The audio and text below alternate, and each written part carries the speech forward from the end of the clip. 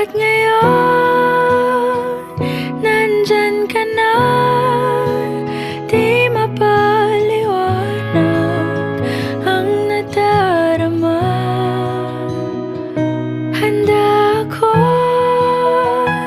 sa walang hanggan. Di basahin, di ka sasaktan. Mula noon hanggang ngayon, ikaw at ako.